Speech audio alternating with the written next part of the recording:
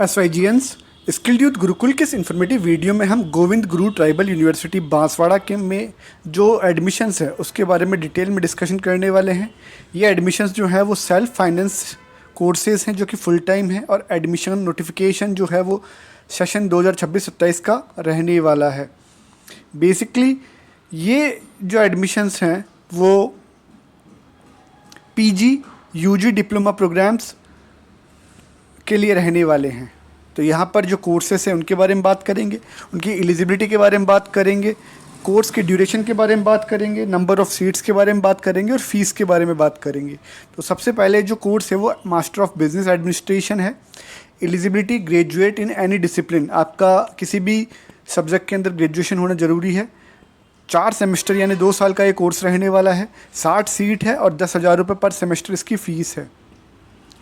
MCom एबीएसटी किसी भी subject में ग्रेजुएशन 2 साल का कोर्स है, 60 सीट है, 2500 रुपये पर सेमेस्टर फीस है।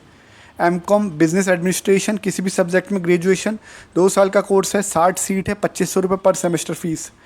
मास्टर ऑफ साइंस गणित, इसमें जो योग्यता है वो बीएससी मैथमेटिक्स होनी चाहिए, उसके बेसिस पर ही आप एमएससी मैथमेटिक्स में एडमिशन ले सकते हैं। 2 साल का कोर्स है, 60 सीट है, 5000 रुपये पर सेमेस्टर फीस है। एमएससी केमिस्ट्री, इसकी जो योग्यता है एडमिशन लेने की वो बीएससी बायोमैथ्स विद केमिस्ट्री होनी चाहिए। 2 साल का कोर्स है, 60 सीट है, 5000 पर सेमेस्टर फीस रहने वाली है। Master of science botany BSc botany होना चाहिए। कैंडिडेट 2 साल ड्यूरेशन है, 60 सीट है, 5000 रुपये पर सेमेस्टर फीस रहने वाली है। Master of science zoology, candidate ने बीएससी जूलॉजी पास किया हुआ हो, 2 साल ड्यूरेशन है एमएससी की, 60 सीट है, 5000 पर सेमेस्टर फीस है।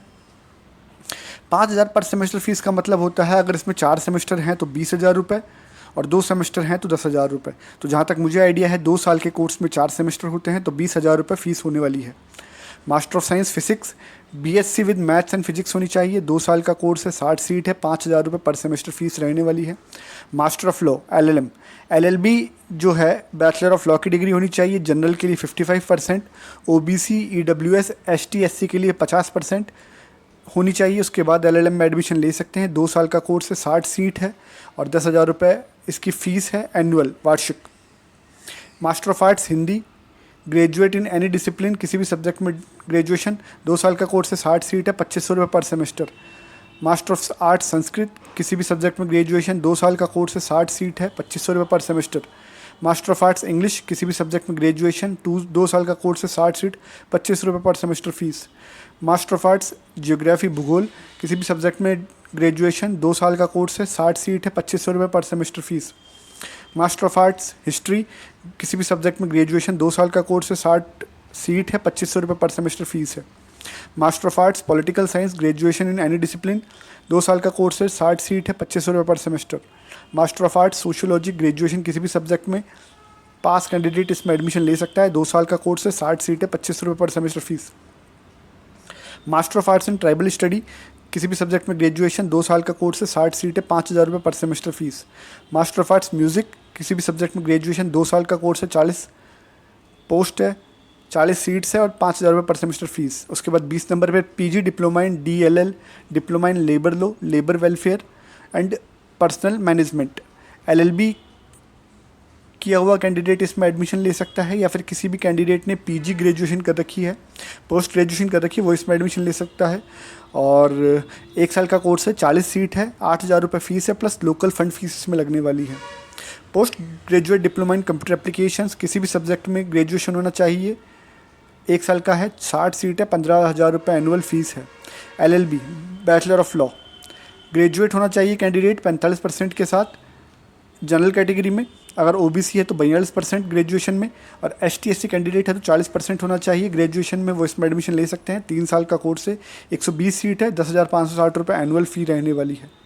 Bachelor of library science BLib graduate in any discipline with minimum 45% marks, मतलब किसी भी सब्जेक्ट में ग्रेजुएशन होना चाहिए, 45% मार्क्स होना चाहिए और 1 साल का कोर्स है, 60 सीट है, 4500 रुपये पर सेमेस्टर फीस है।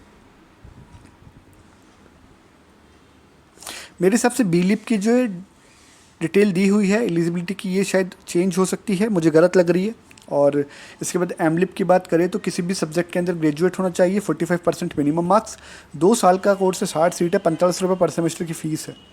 इसके बाद में इसका जो वेद विद्यापीठ कॉलेज है जो कि पूर्णकालिक पाठ्यक्रम करवाता है, उसमें भी कुछ कोर्सेज हैं जिसमें एमए आचार्य योग एनईपी आधारित सेमेस्टर प्रणाली। इसमें योग्यता किसी ने शास्त्री किया हुआ हो, ग्रेजुएट हो या समकक्ष हो। 2 साल का कोर्स है, 60 सीट है, 2500 रुपये पर सेमेस्टर फीस है और 5000 रुपये एनुअल फीस है। एमए आचार्य वैदिक साहित्य शास्त्री स्नातक समकक्ष होना चाहिए, 2 वर्ष का कोर्स है, 60 सीट है, 2500 रुपये पर सेमेस्टर फीस है या फिर 5000 रुपये एनुअल फीस।